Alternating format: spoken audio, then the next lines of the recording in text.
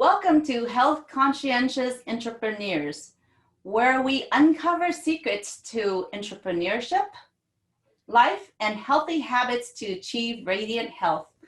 I'm your host, Ngoc Tai, and today I have my friend Dr. Dina all the way from Southern California. Welcome to the show, Dr. Dina. Thank you. Thank you for having me. It's a pleasure to be here. Yay. So please share your background, your journey, and what brings you joy. Well, my name is Dr. Dina Cuervo, and I'm a clinical psychologist. And so I work primarily with children and with families and adults. And I went on this path to become a clinical psychologist because I really wanted to help children.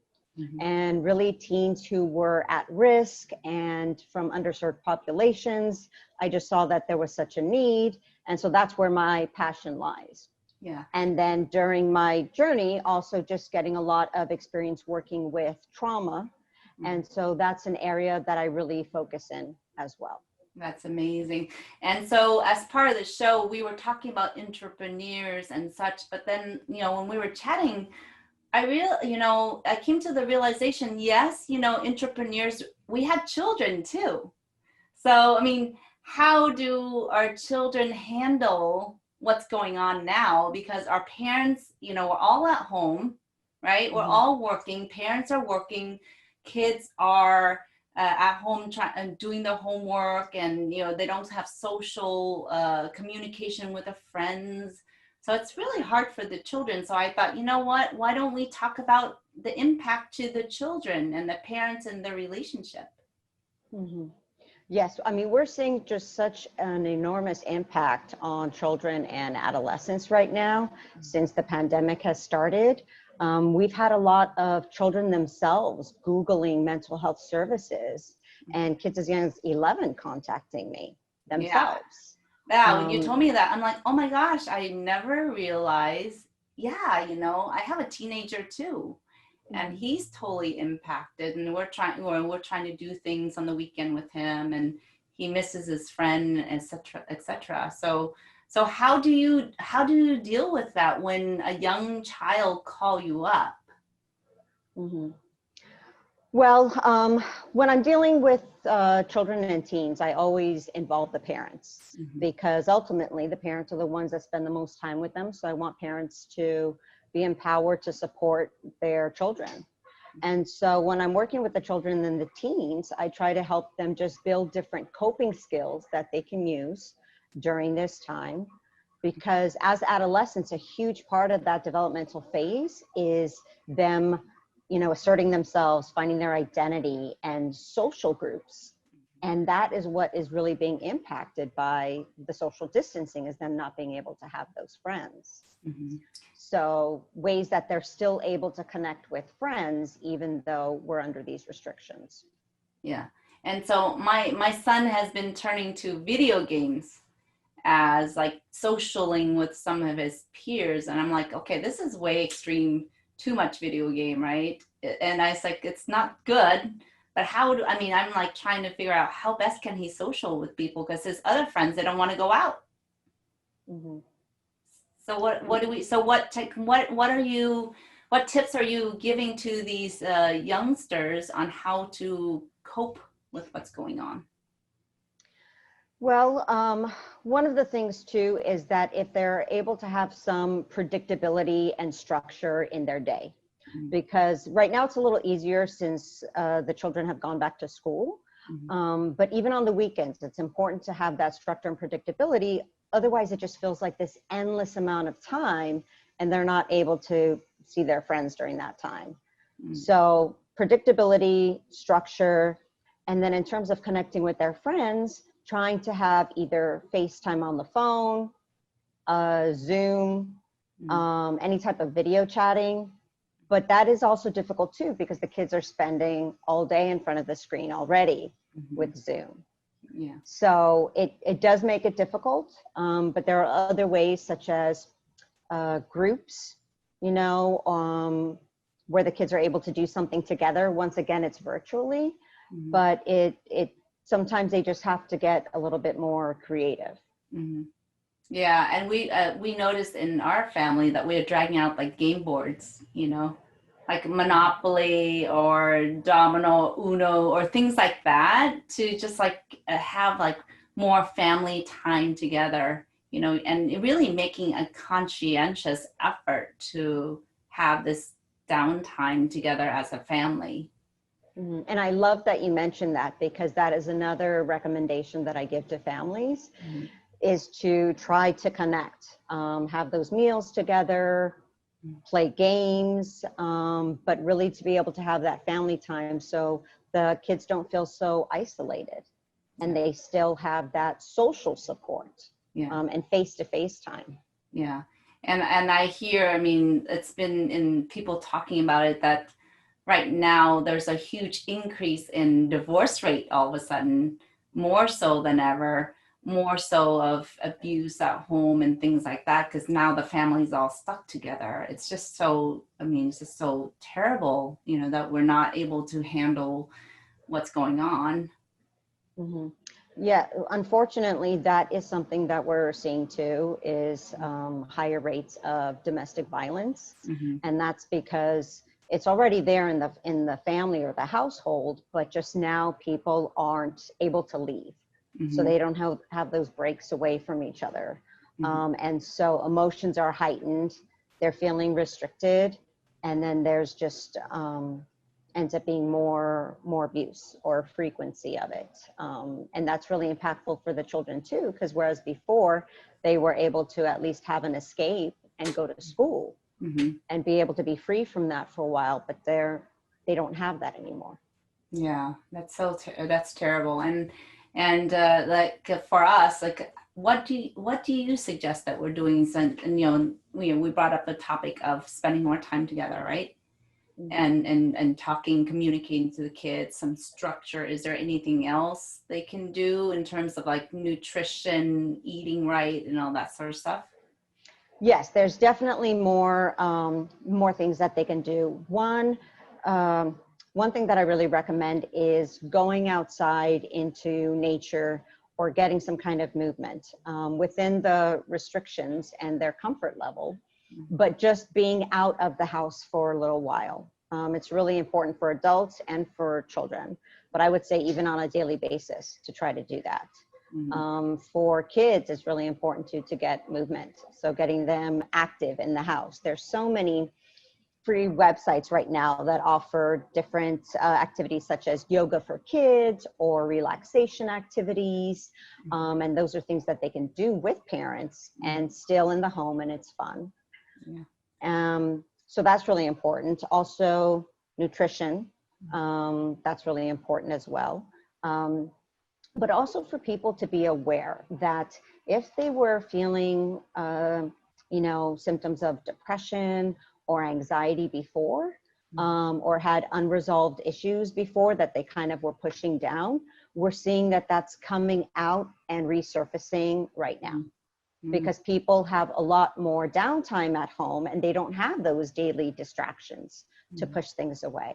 Mm-hmm. And so people are being overwhelmed by all these feelings and are seeking more mental health support, which is a good thing that they're Mm-hmm. seeking that. But Mm-hmm. for people to recognize and be aware that that could be happening to them. Yeah. And we're not talking about also, I mean, children, adults, entrepreneurs, but also elderly people.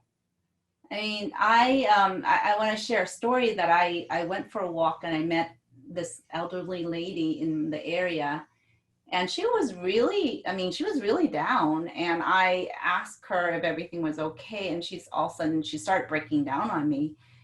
And I asked her for permission to give her a hug, and she allowed me to hug her, and she felt that was so good that there was like a human contact, because she was so isolated. She had no family around, no one close, etc. And then I left a phone number for her to call me if she needed.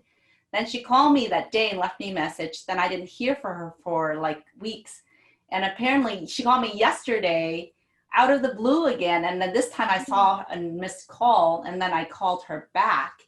And she said she lost my number for a long time and finally found my number.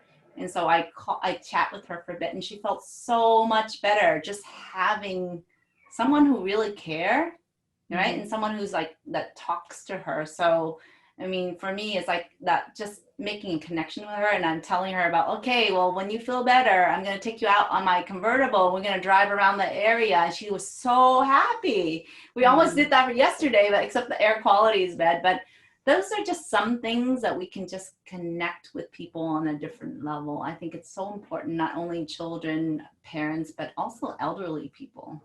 Mhm. Yes, and that's a really good point too. Is a lot of elderly people are feeling very isolated right now.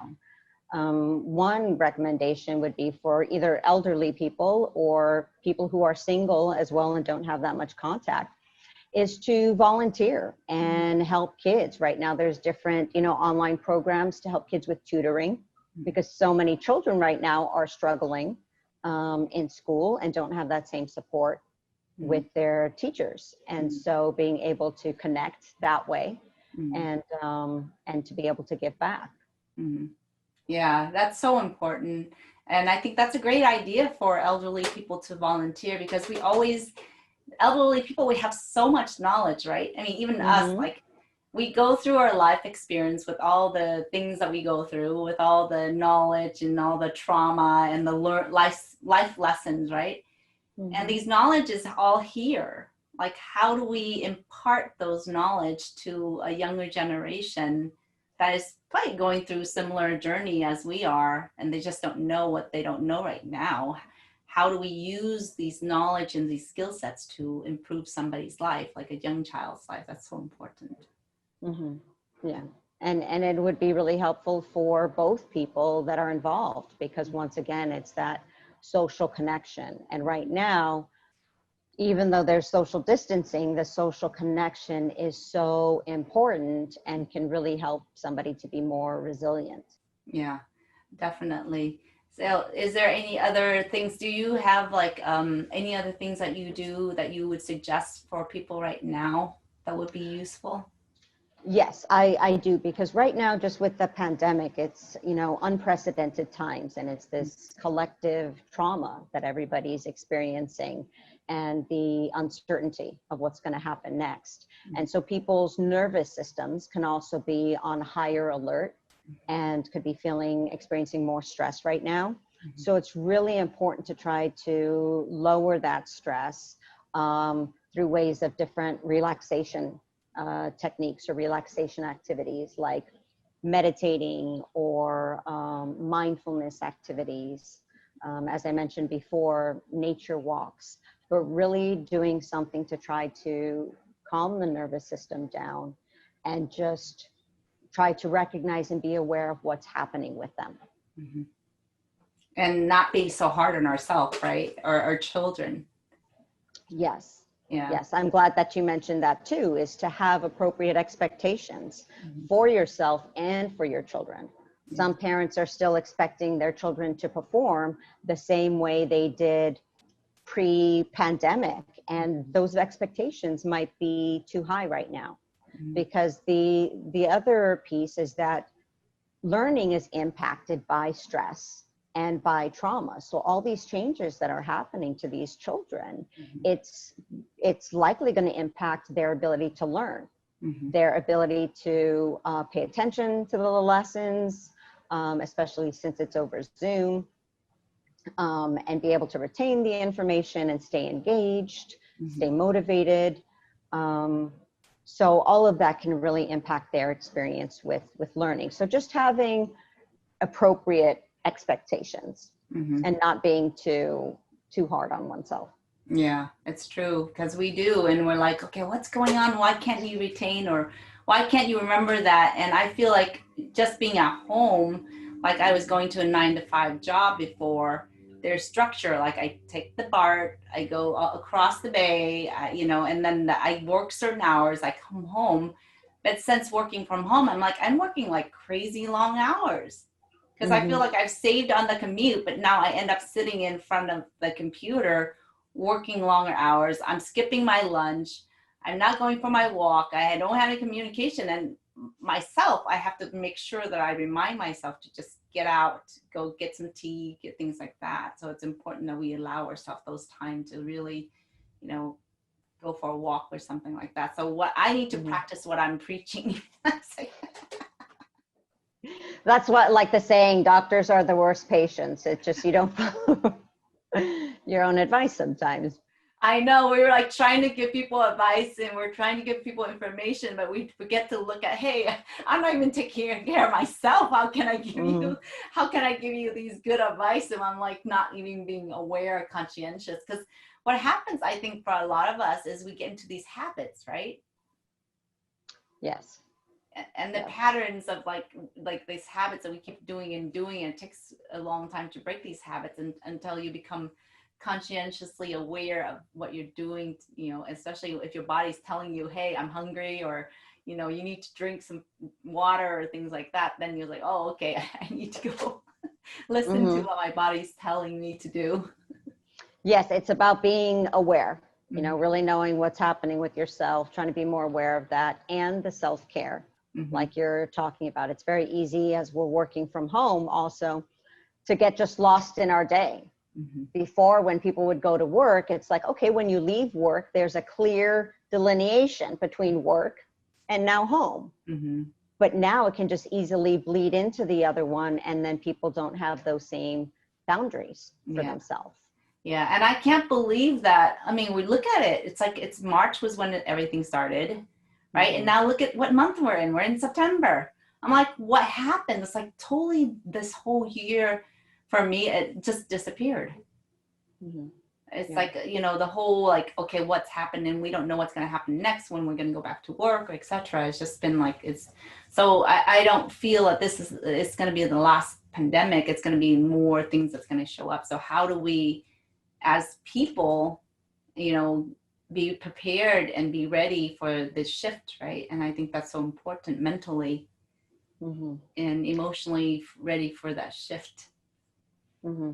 And it's difficult to plan for because it's that uncertainty Mm-hmm. of what is going to happen Yeah. next, or how long is this going to last. Mm-hmm. So it's just really trying your best to just stay in the present moment and doing the best that you can right now. Mm-hmm. Obviously, there's certain things that people do need to plan for, Mm-hmm. in terms of finances or whatnot, Mm-hmm. but trying to stay in the present moment and not think too far ahead.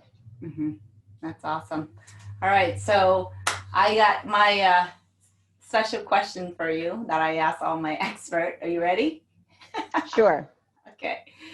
So if you have any superpower to change the world, what would that superpower be and why? Oh, that is a very good question. Okay, because when you first said superpower, I was thinking just in general, but to change the world, Mm-hmm. wow.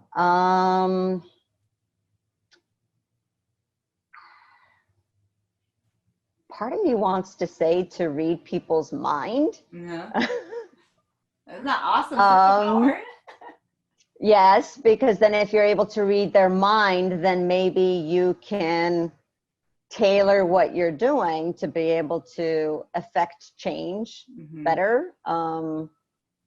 Yes, whether that be policy change to help the homeless, to help impoverished communities, Mm-hmm. to change racism Mm-hmm. and create more social justice. Mm-hmm. Um, I think that might be one of the superpowers. I would think is Awesome. maybe to read their minds. So on a personal question, I asked, so how do you handle, because what you do is so intimate, you know, like because Mm-hmm. we're dealing with like a family, you know, because when we're adults we're okay, right? You mean, you know, like okay, we can go through it, but it's so hard when you're dealing with family relationship and parents and the kids, and you see the kids suffering and things like that. I always wonder, so how do you disengage yourself, or how do you do to take care of yourself, Mm-hmm. really? Because it's like you have to somehow be able to shut down all that stuff and all the worries and all the stories you hear. So what do you do? Because I'm curious, like what do you do when you come across different difficult cases? Mm-hmm. Well, that's a really great and important question. Mm-hmm. And so part of it is balance, being able to be there with them in the present moment and be empathetic, but also have the boundaries, you know, and just have really good boundaries, really good self-care, consulting with colleagues. So if you have a difficult case or a difficult day, being able to debrief with a colleague so that way you're not carrying all of it. Yeah. And then for me, it's also about realizing my limitations. And so I can only help so much. And then just hoping that that's enough. Okay. So it's really holding on to that hope. But there are days, I won't lie, there are days that are more difficult than others, or emotionally heavier than others. And so that is disengaging, doing things for myself to relax, and also disconnecting from media and social media. That's a huge piece that I do, that I actually suggest for a lot of people, to be able to limit the social media and media intake right now. Yeah. I mean, all those TV news, I stay away from them. I watch a little bit. Okay, I know what's going on. But it's what I find is that they keep repeating the same thing over and over again, you know, and not talking about, you know, okay, well, yes, there's a lot of people who are not well. But there's also a lot of people who recover from it. And then how do we, like, okay, learn from what the people who are recovering, what did they do? What distinguished them that were able to allow them to recover and feel healthier? Did they do something that's different, you know, or was their health before there was something wrong with the health? Or those are things that we need to address and deal with and talk about, right? Instead of just bringing up all the bad stuff and constantly, and it just makes more trauma, I think, in making people more fearful. There are a lot of people, yes, that, you know, are fearful, and watching all the news can be very anxiety provoking. And so I think the other piece too is just kind of having hope that things will start to get better. But I do agree that sometimes it's just the repetitiousness of the news, and that can just put somebody in this loop of this negativity and, you know, feeling defeatist. And just right now too, I feel like I would be remiss if I didn't mention, you know, we're talking about the pandemic, but then the other issues that are happening right now with just the protests and really the fight for social justice and racial justice and against police brutality. And all of that is greatly affecting so many people. I think regardless of your race, it's impacting people. I know even kids are talking to me about it in sessions, adults. It impacts me as I'm watching it as well. And so that's an added layer right now of this powerlessness at times. And with both of those on top of it, it can be very disheartening. And so that's why people need to really be able to disengage and balance and do what they need to do for themselves, to take care of themselves too, and know that that's okay. And you mentioned that I'm yesterday literally driving around my town, I see young kids holding sign about that, you know, and I'm like, you know, more, I think I feel like there's been a shift where now young kids are talking about politics. They're talking about police brutality, talking about rioting, talking about this pandemic. And so they're all heightened, like their senses of like all these news that's coming to them, you know, like they're just more aware. Like talking to my son, he's like, he's more aware of things than ever before. Yes. Yes, I definitely see that as well. I had never had kids bring up politics in sessions before, except for the last few years, but politics and just the racism, the police brutality, the fear, really just, excuse me, the immense fear. And so I think people need to really be cognizant of that. And so, I mean, there's always, in my belief, there's always been racial trauma, and that's something I've worked with for years, since the beginning of my career. However, now it's becoming more talked about, and people are becoming more aware of it. And so there are a lot of children and you know, teens and adults who are seeing, for instance, these videos replay on the news and on social media. And although on one hand it helps to increase the awareness, on the other hand it can create this collective trauma and re-traumatize Black individuals, you know, people in the Black community. And so it's really hard. And some of these videos are very graphic. And so then it just brings up, you know, their journeys and just the trauma over the generations as well. Yeah, the idea of generational trauma. Yes. Yeah, and I can see the news, but it's also, again, so when we're talking about news with the police brutality, not all police are like that. So we cannot just say, okay, well, all the police is like that. No, in everything we do, there are good people, there are good police, and there's bad police. You know, there's just a mix.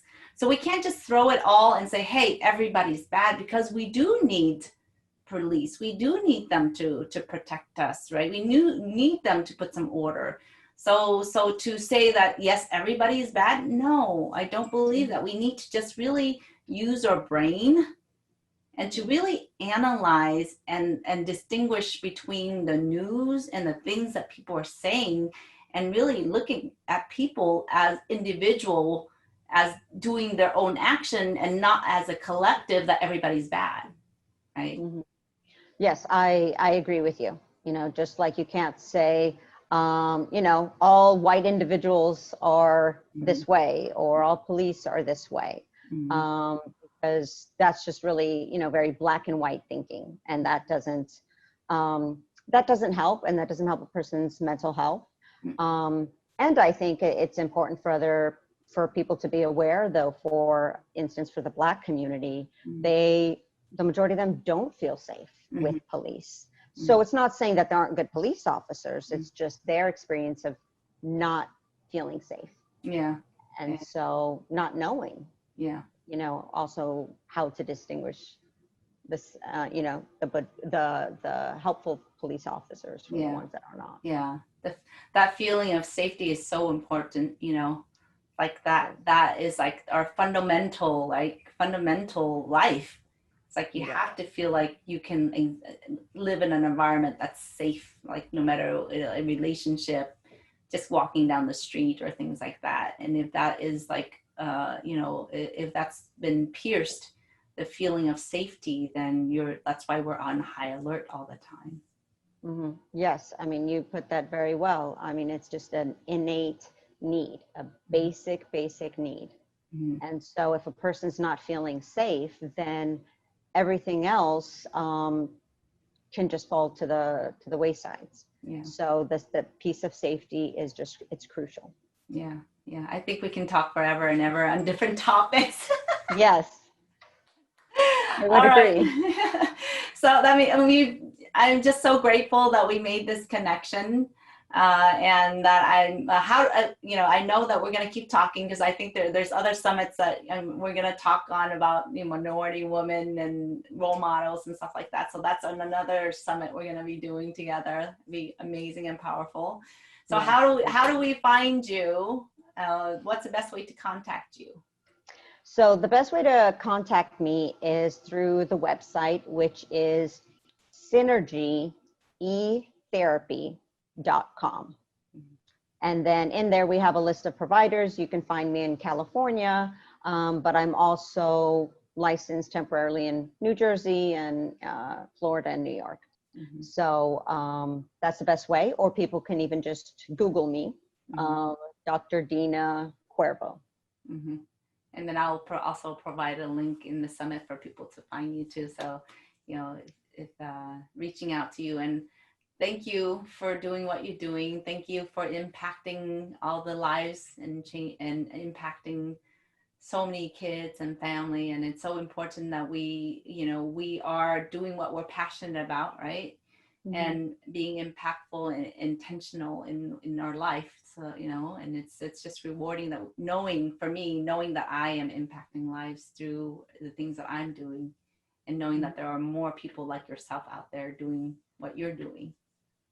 I agree. I do feel fortunate that I'm able to do something that I feel very passionate about and be able to just help people. And thank you for having me here, because I love to just, disseminate knowledge and try to make the biggest impact possible to help people live their best lives, healthy lives.